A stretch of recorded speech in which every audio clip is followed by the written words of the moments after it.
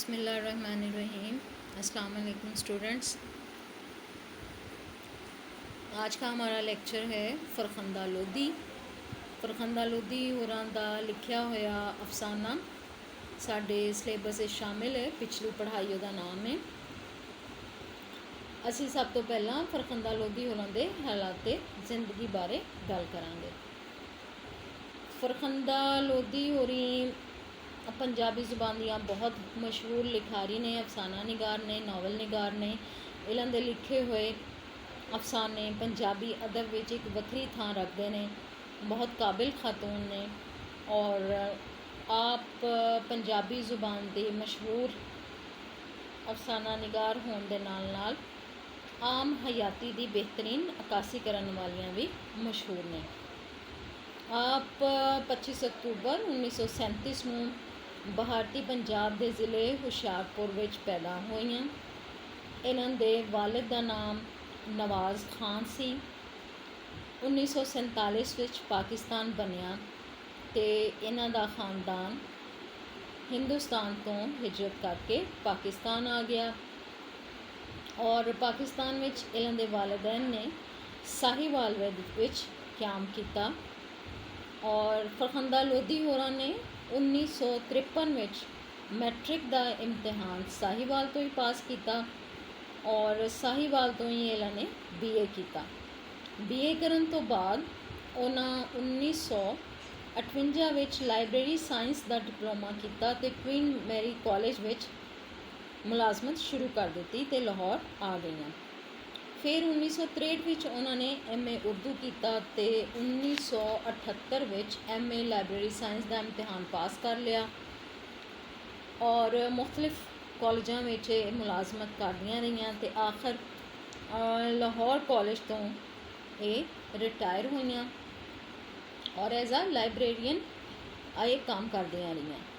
तो फरखंदा लोधी होरी 2010 विच अपने रब नूं जा मिलियां। इन्हां दी वफात 2010 विच हो गई।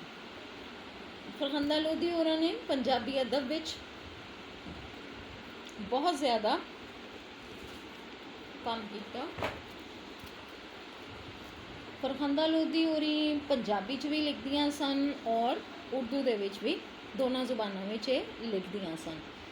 उन्हां दे उर्दू अफसानियां दे 3 मजमूए शहर के लोग, नंबर 2 आरसी ते नंबर 3 ख्वाबों के खेत, ये 3 मजमूए उन्होंने उर्दू ज़ुबान छप चुके हैं। फिर उर्दू ज़ुबान ही इन्हां दे 2 नावल हसरत अर्ज़ तमन्ना ते पिंजरा दे नाम नाल छपे सन।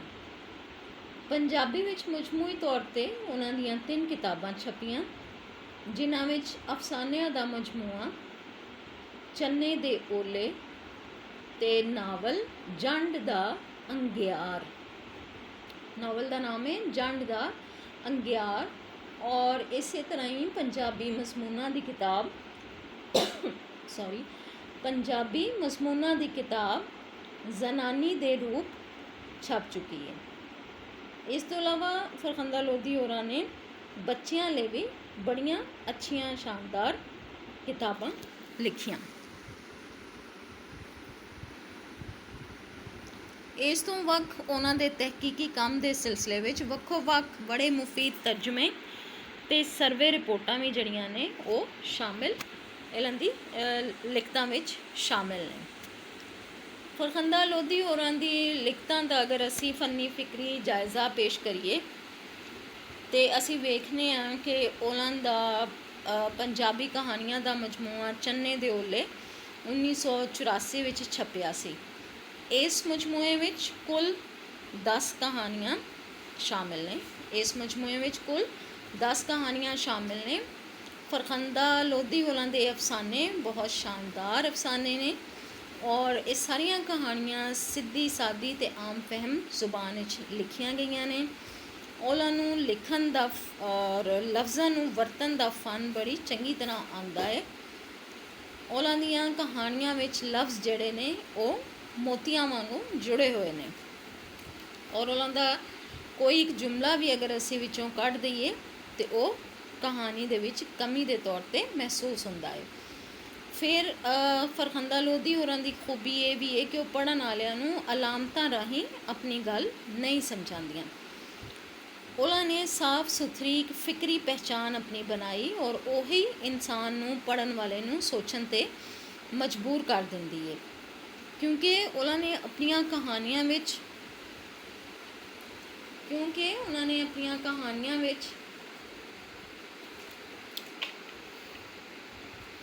ਹਯਾਤੀ ਦੇ ਆਮ ਮਸਲਿਆਂ ਨੂੰ ਬਿਆਨ ਕੀਤਾ ਹੈ, ਸਾਡੇ ਮਾਸ਼ਰੇ ਦੇ ਸਾਂਝੇ ਮਸਲਿਆਂ ਨੂੰ ਉਲੀਕਿਆ ਹੈ। ਔਰ ਇਸੇ ਕਰਕੇ ਡਾਕਟਰ ਸ਼ਹਿਬਾਜ਼ ਮਲਿਕ ਹੋਰੀ ਆਖਦੇ ਨੇ, ਫਰਖੰਦਾ ਲੋਧੀ ਨੇ ਸਮਾਜ ਹਵਾਲੇ ਨਾਲ ਸਿਆਸੀ ਅਫਕਾਰ ਨੂੰ ਨਹੀਂ, ਆਪਣੀਆਂ ਕਹਾਣੀਆਂ ਵਿੱਚ ਥਾਂ ਦਿੱਤੀ ਹੈ, ਪਰ ਅਫਕਾਰ ਇਹ ਜ਼ਾਤੀ ਨਹੀਂ ਸਗੋਂ ਇਜਤਮਾਈ ਫਿਕਰ ਬਣ ਕੇ ਉਹਨਾਂ ਦੀਆਂ ਕਹਾਣੀਆਂ ਦਾ ਇੱਕ ਜ਼ਰੂਰੀ ਅੰਗ ਬਣ ਕੇ ਸਾਹਮਣੇ ਆਉਂਦੇ ਨੇ।